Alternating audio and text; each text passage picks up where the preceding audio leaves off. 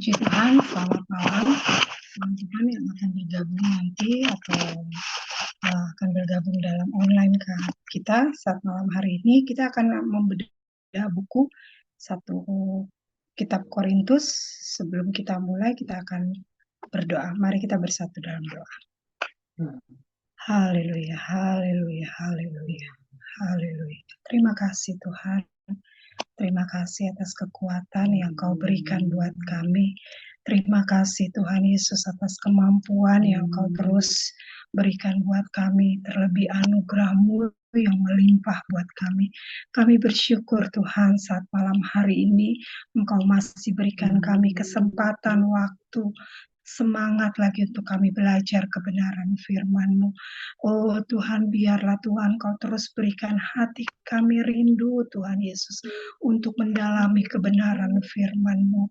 Biar firman yang kami baca, kami dengar saat malam hari ini, kami boleh mengerti, terlebih kami boleh mengaplikasikan dalam kehidupan kami. Tolong kami Tuhan Yesus, tolong kami, mampukan kami selalu, berikan kami terus pengertian Tuhan yang daripada-Mu, hikmat daripada-Mu. Saat malam hari ini kami menyerahkan hamba-Mu, urapi hamba-Mu Tuhan dengan urapan yang daripada-Mu Tuhan. Pakai terus menjadi alat-Mu Tuhan untuk menyampaikan kebenaran firman-Mu. Kami percaya Tuhan, hikmat-Mu, urapan-Mu terus mengalir buat hamba-Mu, hingga firman itu boleh diberitakan itu semua daripada-Mu. Terima kasih Tuhan, terima kasih. Kami juga berdoa buat teman-teman kami yang ingin bergabung dalam online. Itu kerinduan kami, Tuhan berikan kerinduan yang sama Tuhan. Biar kami sama-sama belajar dan kami sama-sama boleh bertumbuh Tuhan. Terima kasih Tuhan Yesus yang baik. Terima kasih, kami akan mulai pembelajaran kami pada malam hari ini. Dan kami peralaskan doa kami hanya dalam nama Tuhan Yesus Kristus. Haleluya. Amin. Puji Tuhan. Malam ini kita akan membahas 1 Korintus pasal 8 ayat 6 sampai 13. Tapi saya akan membacakan dulu ayat 4 ya Pak ya. Oh, ayat 4 sampai 13, tapi saya akan membacakan 2 ayat dulu, 4 sampai 6. Tentang hal makan daging persembahan berhala kita tahu, tidak ada berhala di dunia dan tidak ada Allah lain daripada Allah yang Esa. Sebab sungguh pun ada apa yang disebut Allah, baik di sorga maupun di bumi. Dan memang benar ada banyak Allah dan banyak Tuhan yang demikian. Namun bagi kita hanya ada satu Allah saja, yaitu Bapa yang daripadanya berasal segala sesuatu, dan yang untuk Dia kita hidup, dan satu Tuhan saja, yaitu Yesus Kristus, yang olehnya segala sesuatu telah dijadikan, dan yang karena Dia kita hidup. Amin.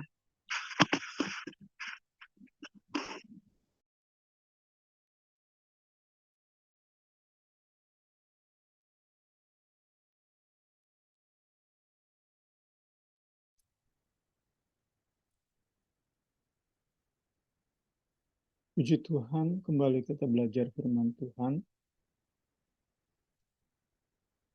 Kita melanjutkan pembahasan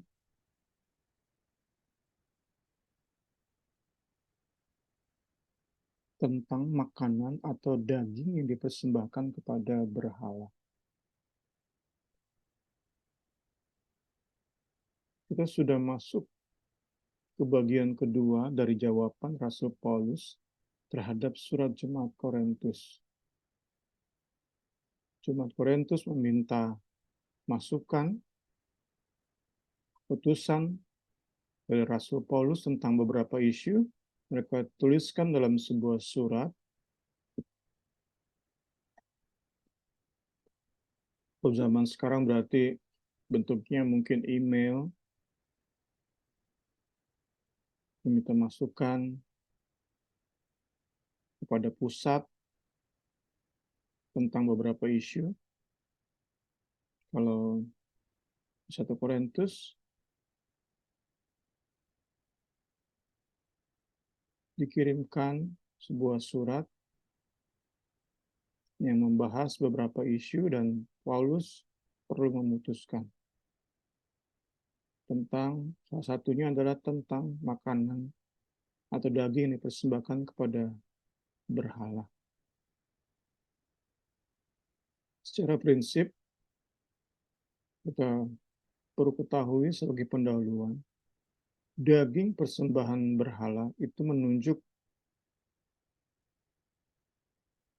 kepada daging yang sekelompok jemaat Korintus biasakan makan di dalam kuil berhala yang diyakini sebagai bagian dari ritual penyembahan berhala. Masalah kita sudah bahas Selasa lalu menjadi besar ketika jemaat yang merasa tahu segala sesuatu tentang berhala ini mengajak, mendorong, mengencourage jemaat-jemaat lain untuk gabung bersama mereka, turut makan daging persembahan berhala di kuil berhala. Kita masuk ke pendahuluan pasal 8 ayat 4-6. Di ayat ini Paulus menjelaskan dan menegaskan bahwa di satu sisi secara objektif memang benar tidak ada berhala di dunia ini. Tidak ada berhala di dunia.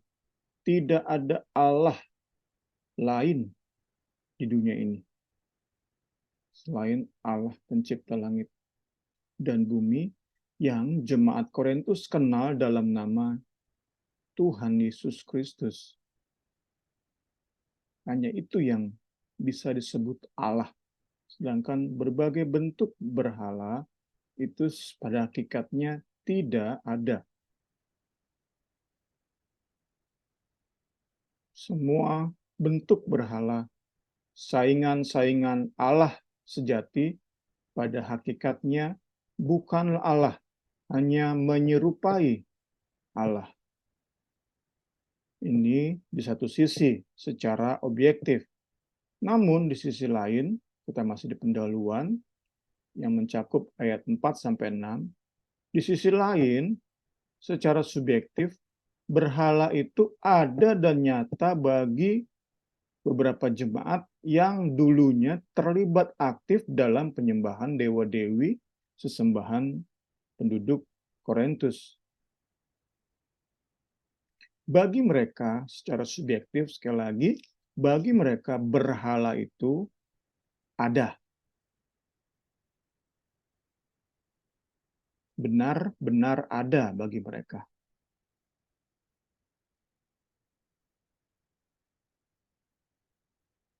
Memang benar ada banyak Allah dan banyak Tuhan yang demikian.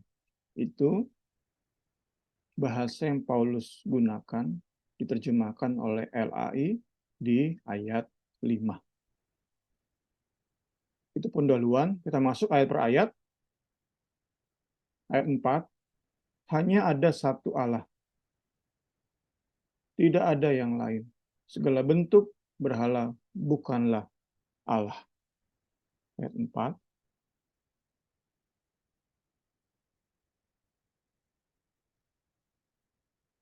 Segala bentuk berhala tidak memiliki realita sebagai seorang, satu pribadi Allah.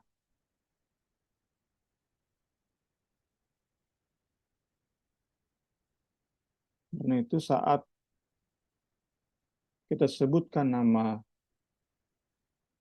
berhala, dewa-dewi Isis, Sarapis, atau Asklepius,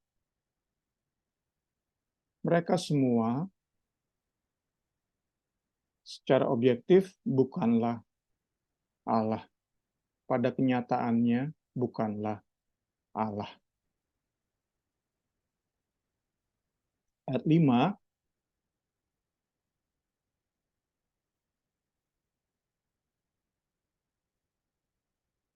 pada hakikatnya berhala itu hanya pantas disebut sebagai Allah, tetapi sebenarnya bukan Allah. Penekanannya pada kata disebut.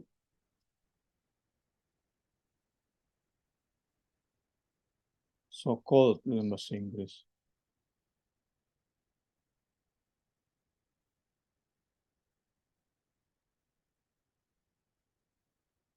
Karena keberadaan mereka pada kenyataannya tidak seperti apa yang diyakini oleh para penyembah mereka.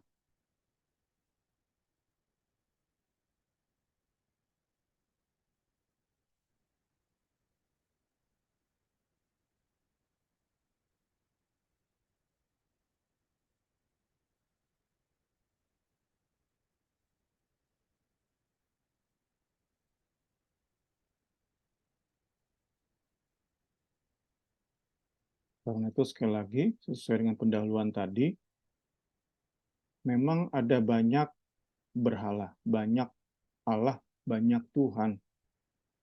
Tapi itu secara subjektif saja.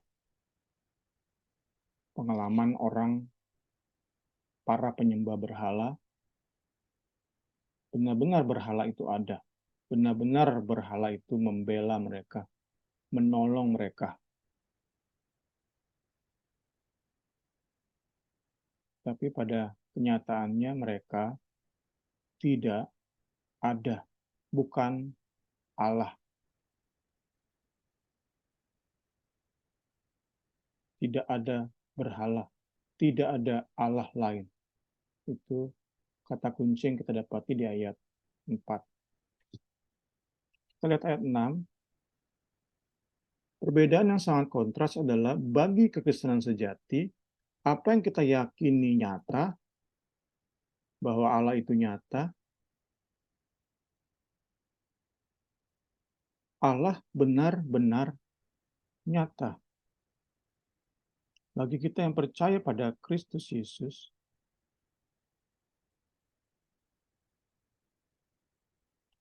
kita berada dalam realita yang sangat kontras, kenyataan yang sangat kontras dengan para penyembah berhala. Di saat mereka mengakui bahwa mereka menyembah Allah, apapun nama Allah mereka ini, pada kenyataannya sesembahan mereka ini bukanlah Allah. Sebaliknya, hal sangat kontras bagi kita, orang-orang yang percaya pada Kristus, apa yang kita sembah, pribadi yang kita sembah, itu benar-benar nyata adalah Allah. Dan dijelaskan di ayat 6, Allah itu adalah sumber hidup. Bapa yang daripadanya berasal segala sesuatu. Allah sumber hidup. Itu baru dapat dinamakan Allah. Seperti kita berkata menamakan sumber air. Tentu kita tahu bersama saat kita katakan sumber air, kita sedang menunjuk kepada mata air di gunung. Saat kita menganggap keran di kamar mandi sebagai sumber air, ya bagi kita mungkin boleh saja, bagi si penyembah keran ini. Namun pada hakikatnya, pada kenyataannya, keran tersebut bagaimanapun caranya tidak bisa disebut sebagai mata air. Demikian pula saat Paulus menjelaskan kebenaran ini. Meskipun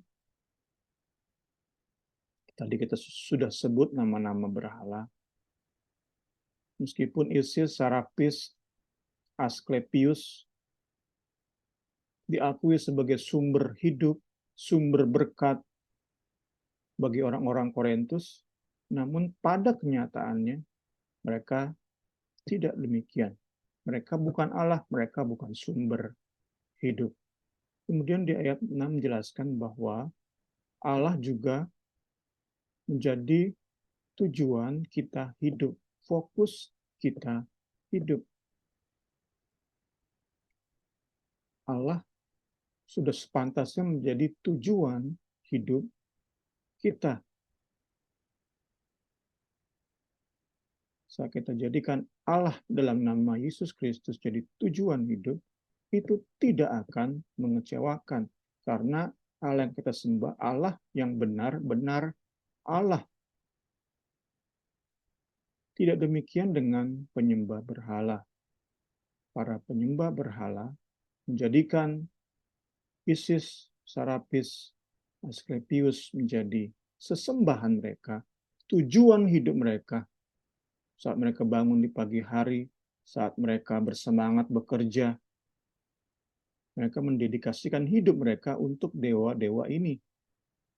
Namun kita tahu bersama, dewa-dewa ini tidak akan menjadikan hidup para penyembah mereka benar-benar berarti. Penyembahan mereka pada hakikatnya kosong, tidak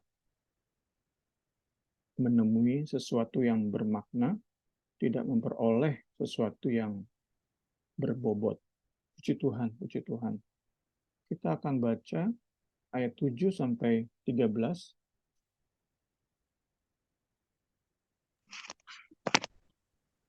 Akan lebih. Saya akan membacakan ayat 7 sampai 13. Tetapi bukan semua orang yang mempunyai pengetahuan itu. Ada orang yang karena masih terus terikat pada berhala-berhala, makan daging itu sebagai daging persembahan berhala, dan oleh karena hati nurani mereka lemah, hati nurani mereka itu dinodai olehnya.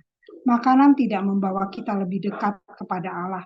Kita tidak rugi apa-apa kalau tidak kita makan, dan kita tidak untung apa-apa kalau kita makan. Tetapi jagalah supaya kebebasanmu ini jangan menjadi batu sandungan bagi mereka yang lemah. Karena apabila orang melihat engkau yang mempunyai pengetahuan sedang duduk makan di dalam kuil berhala, bukankah orang yang lemah hati nuraninya itu dikuatkan untuk makan daging persembahan berhala? Dengan jalan demikian orang yang lemah, yaitu saudaramu, yang untuknya Kristus telah mati menjadi binasa karena pengetahuanmu. Jika engkau secara demikian berdosa terhadap saudara-saudaramu dan melukai hati nurani mereka yang lemah, engkau pada hakikatnya berdosa terhadap Kristus. Karena itu, apabila makanan menjadi batu sandungan bagi saudaraku, aku untuk selama-lamanya tidak akan mau makan daging lagi, supaya aku jangan menjadi batu sandungan bagi saudaraku.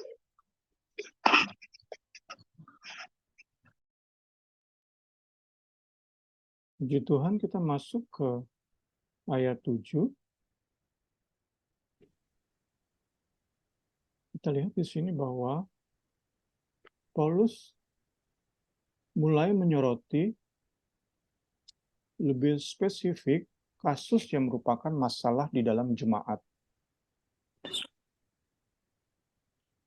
Jika kita bandingkan dengan ayat 1 sampai 6, sebelumnya Rasul Paulus lebih menyoroti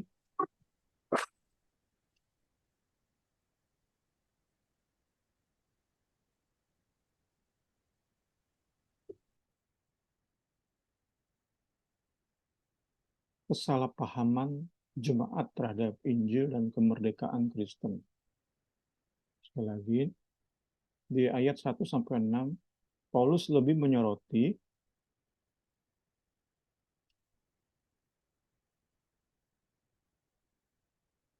kesalahpahaman jemaat Korintus terhadap Injil dan terhadap kemerdekaan yang Kristus anugerahkan. Mulai di ayat 7, Paulus lebih spesifik menyoroti kasus yang merupakan masalah dalam jemaat. Paulus jelaskan di bagian ini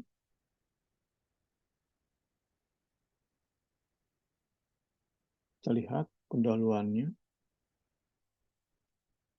bahwa memang Paulus setuju soal makan sesuatu atau pantang makan sesuatu itu tidak penting bagi Allah. Tidak membuat kita semakin dekat dengan Allah, tidak juga membuat kita dijauhkan dari hadirat Allah. Itu Paulus setuju di ayat 8.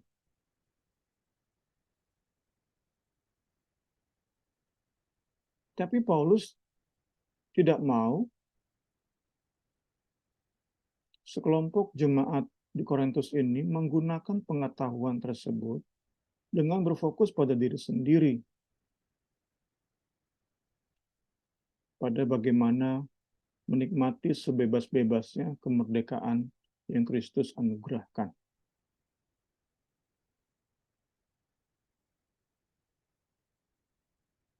Di ayat 9, Paulus ingin agar pengetahuan tentang kebebasan kemerdekaan tersebut dimaksimalkan dengan semangat memperhatikan kepentingan sesama.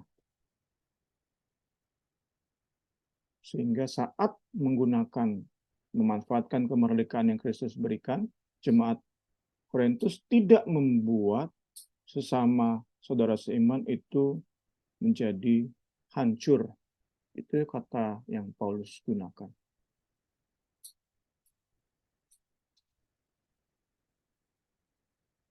Kita lihat ayat 13.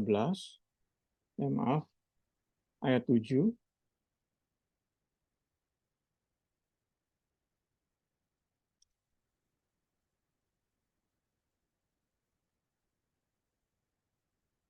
Tetapi bukan semua orang mempunyai pengetahuan itu.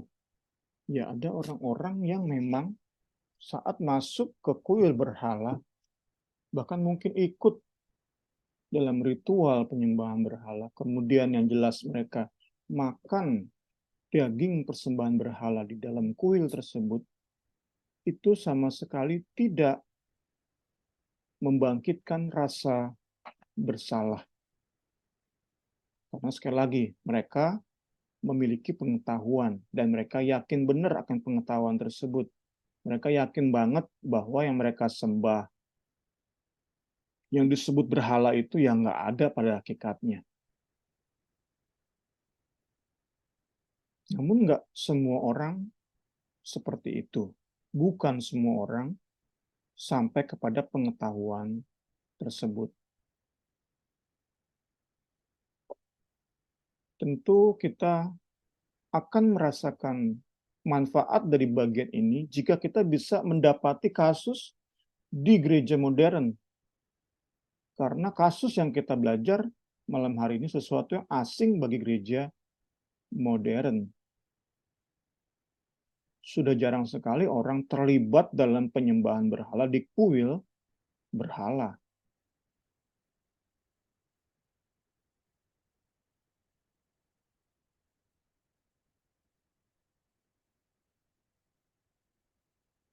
Saya pun berpendapat bahwa kurang pas kalau kita kaitkan dengan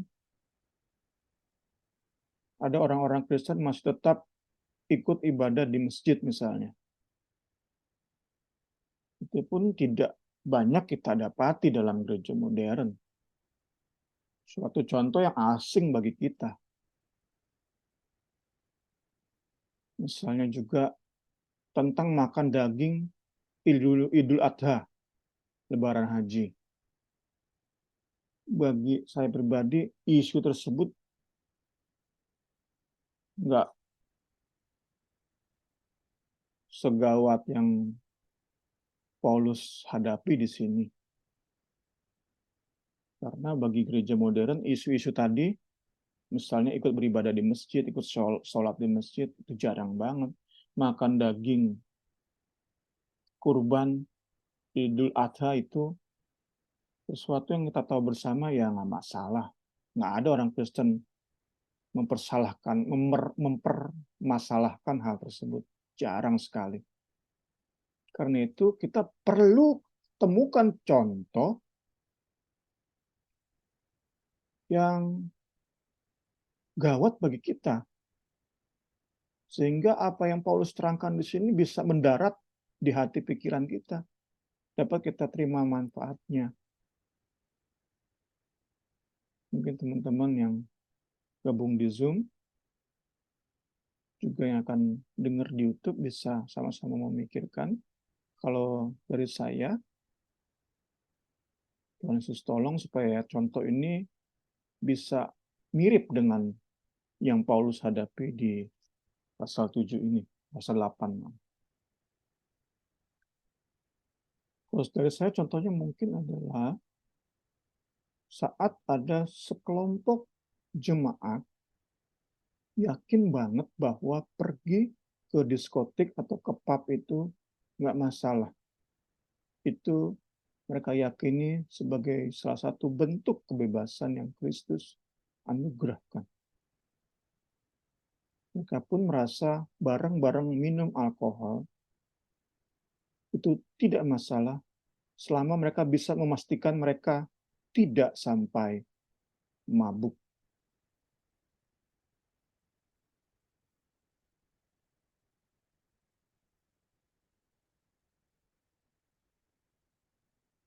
Selama mereka masih menyimpan hal tersebut, praktek tersebut, saya percaya sebenarnya nggak terlalu masalah sih.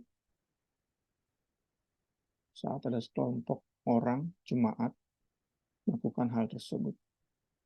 Namun saat sekelompok ini membiasakan diri sambil membanggakan pengetahuan mereka, kemudian men-share-nya di medsos, nah itu jadi masalah. Akan ada jemaat-jemaat lain yang nggak kuat hadapi praktek tersebut. Itu saya bisa kasih contoh. Itu tentang judi. Saya pernah dengar ada orang bisa menganggap judi itu sebagai refreshing. Kalau kita refreshing, ngumpulin duit, kita sudah punya pos duit nih. Kita katakan saja 5 juta untuk jalan-jalan ke Bali. Kita refreshing ke Bali 5 juta. Habis, ya udah habis. Ada orang-orang sampai kepada pemahaman, dia refreshing, dia stok atau kasih pos duit 5 juta.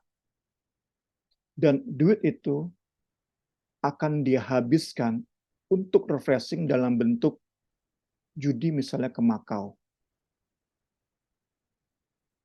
Sama dengan kita ke Bali, mereka judi ke Makau. Mereka bisa memastikan bahwa mereka tidak akan candu oleh judi, terikat oleh judi. Judi hanya merupakan refreshing. Bagi saya pribadi, saat mereka sampaikan isu tersebut, nggak terlalu masalah. Yang menjadi masalah adalah saat mereka, karena pengetahuan tadi, bahwa selama judi tidak membuat kita candu, it's okay. Saat mereka keep untuk diri sendiri, terus terang bagi saya pribadi sih nggak terlalu masalah ya.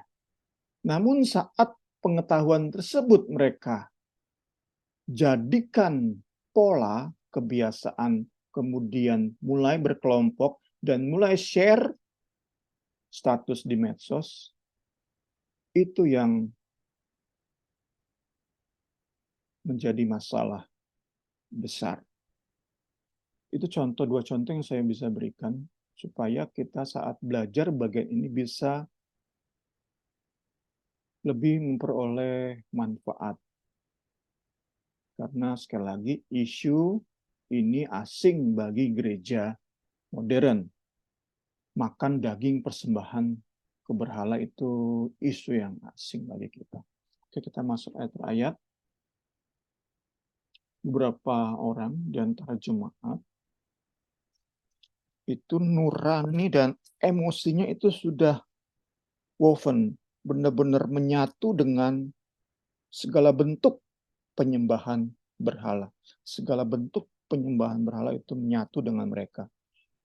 Sedemikian sehingga saat mereka menginjakkan kaki di kuil berhala, Mereka sudah menganggap mereka kembali kepada berhala. Mereka sudah tertuduh rasa bersalah. Oh, berarti saya sudah kembali menghambakan diri saya kepada ISIS. Siapa lagi tadi saya lupa terus namanya ya. Sarapis dan Asklepius. Ada orang-orang yang dikatakan oleh Paulus lemah, nurani, lemah, itu dinodai saat mereka masuk ke kuil berhala. Apalagi saat mereka makan daging berhala, daging persembahan berhala, itu membuat mereka ilfil, demikian sehingga mereka kemudian jatuh ke dalam dosa yang lebih dalam, membuat mereka sulit bangun, sulit bangkit kembali. Mereka merasa, ya udah memang hidup saya di penyembahan berhala. Itu yang Paulus katakan dengan pengetahuan menghancurkan saudara seiman. Paulus tidak mau itu terjadi. Ya, kembali ke contoh tadi. Bagi sebagian orang, minum alkohol, minum wine, anggur, secukupnya sama sekali tidak membangkitkan rasa bersalah. Nggak ada ilfil sama sekali. Bagi sebagian orang. Karena benar-benar tahu. Wine secukupnya, ya nggak masalah memang. Namun, tidak demikian dengan sebagian orang lain. Karena itu perlu kita perhatikan saat kita khususnya tentang medsos. Saat kita update status, saat kita minum wine, sebaiknya ya kita hindari. Demi tujuan ini, kita belajar malam hari ini. Karena sekali lagi, bagi sebagian orang nggak ada sama sekali masalah minum wine beberapa sloki. Namun, bagi sebagian orang lain, itu masalah. Mereka bahkan dikatakan di sini nggak siap menghandle isu tersebut. Mereka dihantui oleh rasa bersalah. Mereka merasa gagal sebagai anak Tuhan. Mereka merasa bahkan hidupnya mulai ditolak oleh Tuhan. Mereka gagal menghandle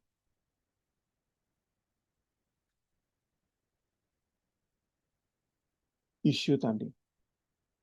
Kalau gereja modern mungkin hubungan dengan wine atau alkohol, dalam gereja Korintus hubungan dengan daging persembahan berhala. Oke, kita ayat 10. Di sini merupakan penegasan atau penjelasan secara gamblang apa masalah yang dihadapi oleh Paulus. Pertama, ini ya, mereka yang mengedepankan pengetahuan, mengebelakangkan kasih, mereka membiasakan diri makan daging persembahan berhala di kuil berhala. Mereka ini juga mendorong sesama jemaat untuk terlibat dalam praktek tersebut. 3, masalah mulai muncul saat jemaat yang lemah nurani menjadi lemah iman dan mendekati kehancuran iman. Di ayat 11 kita yakini bahwa saat bicara tentang kehancuran iman, itu menunjuk pada kebinasaan kekal alias murtad. Jadi karena orang-orang yang merasa berpengetahuan ini menyalahgunakan kemerdekaan yang Kristus berikan, itu bisa membuat seseorang murtad kembali kepada penyembahan berhala. Itu isu yang sedang kita belajar di bagian ini. Jadi, kita terapkan ke dalam gereja modern, apapun bentuk praktek, meskipun itu sama sekali tidak membuat kita merasa bersalah, Namun kemudian kita seenak-enak saja membiasakan diri, apalagi kemudian men-share-nya di medsos, dan membuat sesama menjadi lemah iman, bahkan murtad. Itu Paulus katakan kita sedang berdosa bukan hanya kepada saudara seiman, tetapi menurut ayat 12 kita sedang berdosa kepada Kristus. Sins against Christ himself. Jadi kita sudah mulai dapati pola yang Rasul Paulus gunakan sehingga kita bisa sampai kepada kesimpulan di ayat 13. Pola yang Paulus gunakan adalah kurang lebih seperti ini.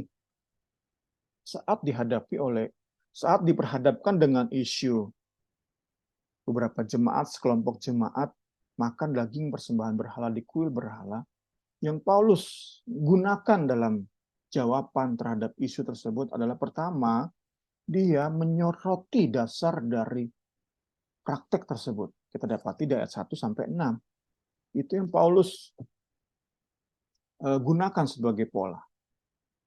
Jadi Paulus soroti dulu, apa sih membuat nih orang-orang berperilaku seperti itu?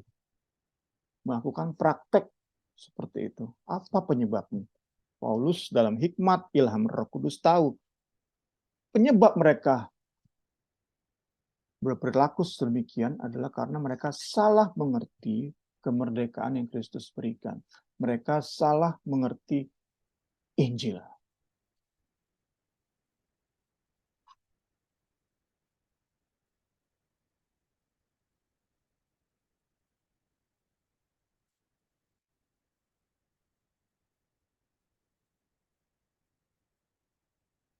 Ada dua hal menarik dalam kesimpulan di ayat 13, di mana kita tahu bersama pada akhirnya Paulus dengan tegas melarang praktek ini. Tapi itu kita tidak dapati di ayat 1. Jadi bukan di awal langsung Paulus bilang, makan daging persembahan berhala di kuil berhala dilarang keras. Paulus nggak sampaikan seperti itu. Paulus awali dengan, kita lihat di bagian pertama, kita masuk di kesimpulan di ayat 13. Bagian pertama adalah Paulus melawan argumen dengan argumen. Jadi bukan langsung melarang prakteknya, tetapi Paulus melawan argumen yang mendasari praktek tersebut dengan argumen Injil sejati. Puji Tuhan, ini kita pelajari malam hari ini. Kita bisa yakini Paulus dalam hikmat Roh Kudus, Paulus adalah seorang yang amat sangat cerdas. Kita bisa bilang Paulus tingkatnya adalah filsuf.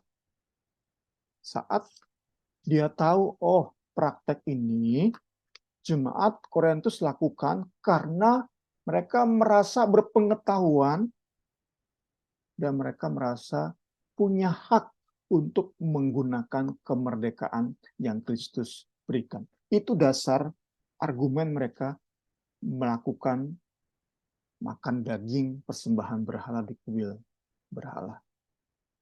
Itu argumen yang mereka miliki. Paulus lawan dengan argumennya. Argumen Injil sejati, argumen yang berasal dari Roh Kudus, yaitu bahwa kemerdekaan Kristus itu bukan untuk digunakan dengan berfokus pada kepentingan diri sendiri. Yesus mati tidak pernah untuk tujuan seperti itu. Saya langsung teringat kepada lagu-lagu rohani yang kita sering nyanyikan, terus dan terus lagu-lagu tersebut fokus pada kita, fokus pada diri sendiri. Saat itu kita perlu memiliki argumen yang mendasari lagu-lagu yang kita nyanyikan. Supaya saat kita bicara tentang atau bernyanyi tentang kematian Kristus, karya salib, itu always dan always, selalu dan selalu harus ditanggapi dengan kasih kepada Allah, kasih dan kasih kepada sesama. Saat bicara tentang kemerdekaan yang Kristus anugerahkan, berkat yang Kristus berikan, itu bukan tentang kita. Karena itu saya termasuk alergi dengan lagu-lagu yang kebanyakan kata saya itu. Saya terus terang jarang, bahkan kalau bisa nggak pernah nyanyikan. Lagu-lagu yang kata sayanya terlalu banyak itu. Kata aku, kataku itu kurang cocok dari argumen yang kita belajar malam hari ini. Kemerdekaan Kristus, karya salib Kristus tidak pernah dimaksudkan untuk kepentingan pribadi. Karena itu hukum terutama, Tuhan Yesus sendiri bilang, kasihilah Tuhan Allah dengan segenap hati, kekuatan, akal budimu, dan kasihilah sesama seperti dirimu sendiri. Puji Tuhan. Itu pertama, Paulus melawan argumen dengan argumen. Kedua, Paulus memberesi masalah yang lebih mendasar, yaitu kesalahpahaman jemaat terhadap berita Injil. Injil kita sudah belajar bersama adalah kabar baik tentang Kristus yang telah menjalani hidup sempurna sebagai manusia, sehingga dia bisa mati sebagai korban yang sempurna, ganti manusia berdosa, agar manusia berdosa yang sudah ditebus itu bisa hidup merdeka, bebas. Itu kabar baik. Kabar baik tersebut, jika disalah mengerti, akan menyebabkan seorang Kristen menghancurkan hidup sesama orang Kristen. Sekali lagi, Injil, kabar baik, jika disalah mengerti, akan membuat seorang Kristen menghancurkan iman sesama orang Kristen. Karena itu Paulus tegaskan di bagian ini bahwa khususnya di awal-awal tadi kita belajar di ayat 1. Ya bisa kembali lihat ayat 1. Pengetahuan yang demikian membuat orang menjadi sombong, tetapi kasih membangun. Ini argumen Paulus melawan argumen sekelompok jemaat Korintus.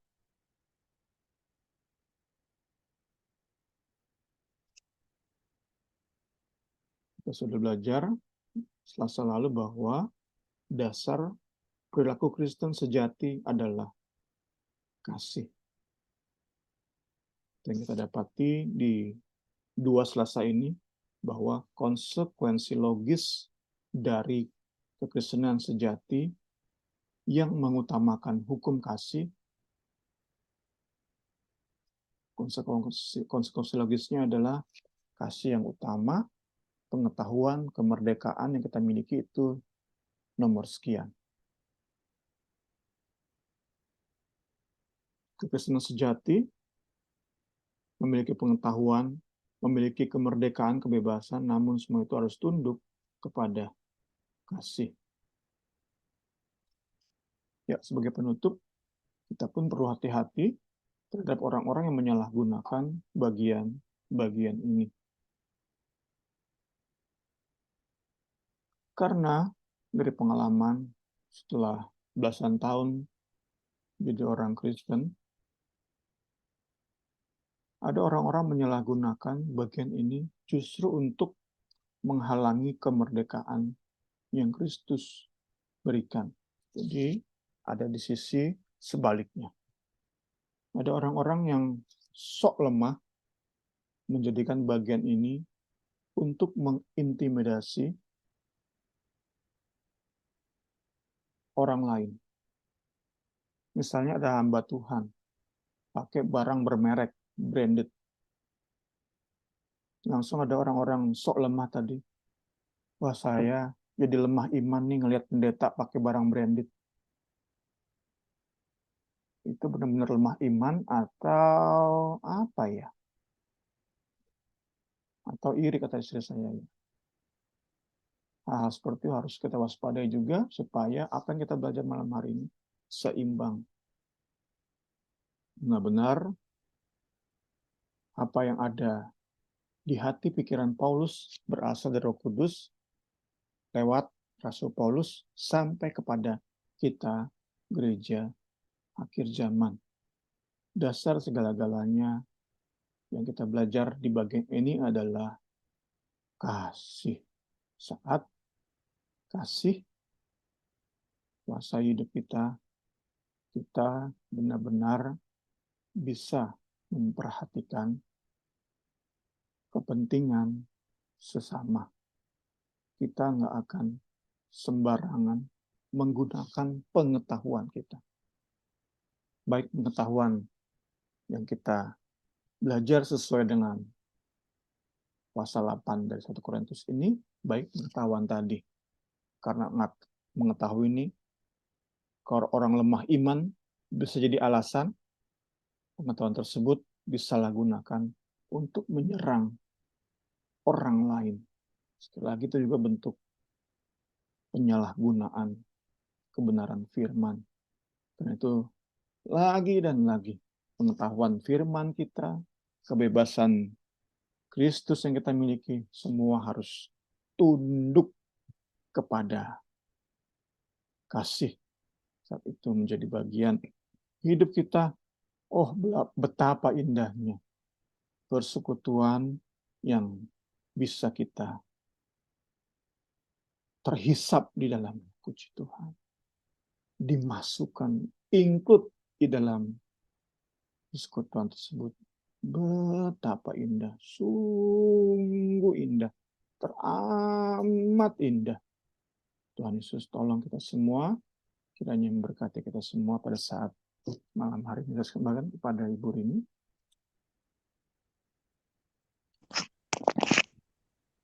Puji Tuhan, Tuhan mengingatkan kita lagi untuk kita lebih mengerti lagi akan kebenaran firman Tuhan saat malam hari ini. Mungkin karena kita hanya bertiga malam ini, saya mau mungkin Bu ada pertanyaan atau ada tambahan, Bu?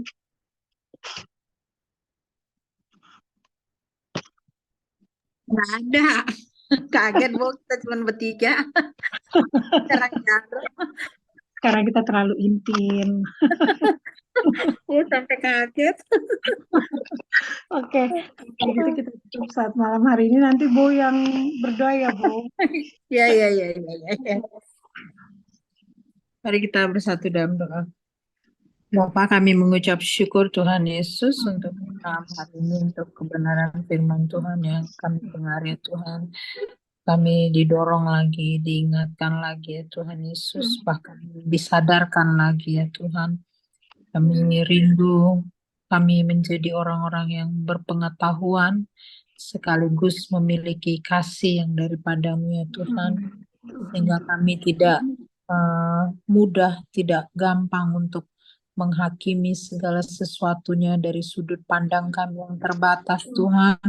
Tapi kami boleh belajar kasih-Mu yang besar itu, korban yang luar biasa itu yang menjadi dasar pemikiran kami, yang menjadi dasar pengetahuan kami ya Tuhan Yesus, supaya sungguh-sungguh orang-orang di sekitar kami, bahkan kami secara pribadi, boleh lagi diberkati ya Tuhan Yesus, boleh lagi menjadi berkat bagi sesama kami ya Tuhan.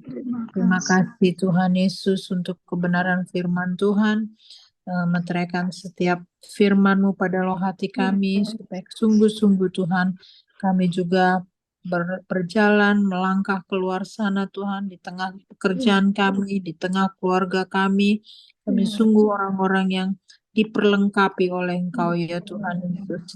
Terima kasih, biar di dalamnya hanya Engkau Yesus yang dipermuliakan, hanya Engkau yang tampak Tuhan dalam setiap perilaku kami, dalam setiap gerak-gerik kami, tutur kata kami ya Tuhan Yesus. Terima kasih Tuhan, terima kasih berkati hamba-Mu yang sudah memberitakan firman buat kami. Berkati juga Rini Tuhan Yesus, Berkati persekutuan ini Tuhan Yesus, kami percaya melalui YouTube dan nantinya Tuhan jiwa-jiwa yang lain juga diberkati yang mendengarkan. Amin. Puji-puji Engkau Yesus Allah kami, dalam nama Yesus kami sudah berdoa dan mengucap syukur tutup persekutuan ini. Haleluya. Amin.